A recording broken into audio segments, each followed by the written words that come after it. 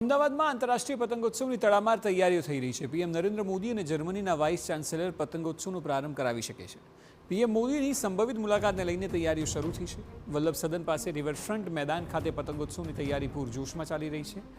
અનેક દેશોના પતંગબાજો આ પતંગોત્સવમાં હાજરી આપશે।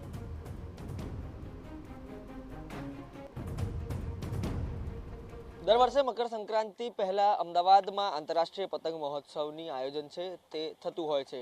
આ વર્ષે પણ અમદાવાદના વલ્લભ સદન પાસે આવેલા રિવરફ્રન્ટના મેદાનમાં જે પતંગોત્સવનું આયોજન છે તે કરવામાં આવ્યું છે અને તેની તડામાર તૈયારીઓ હાલ ચાલી રહી છે। આપ સીધા જ દ્રશ્યમાં જોઈ રહ્યા છો, જે પતંગોત્સવ માટેનો એક વિશેષ સ્ટેજ છે તે તૈયાર કરવામાં આવી રહ્યો છે। એવું માનવામાં આવી રહ્યું છે કે વડાપ્રધાન નરેન્દ્ર મોદી અને જર્મનીના વાઇસ ચાન્સેલર છે તે આ પતંગોત્સવની શરૂઆત કરાવી શકે છે અને તેના જ કારણે આ વર્ષનો જે પતંગોત્સવ છે તે ભવ્યાતિ ભવ્ય થાય તે પ્રકારનું આયોજન ચાલી રહ્યું છે।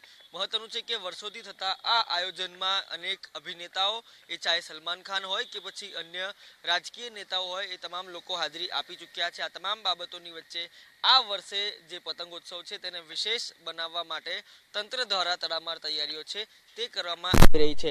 સંભવતઃ 11 તારીખથી લઈને 14 તારીખ સુધી આ પતંગોત્સવનું આયોજન થાય તે પ્રકારની માહિતી છે તે હાલ પ્રાપ્ત થઈ રહી છે અને તે આયોજનમાં વડાપ્રધાન નરેન્દ્ર મોદી સાથે વિદેશી મહાનુભાવો હાજરી આપે તેવી પૂરેપૂરી શક્યતાઓ હાલ જોવાઈ રહી છે।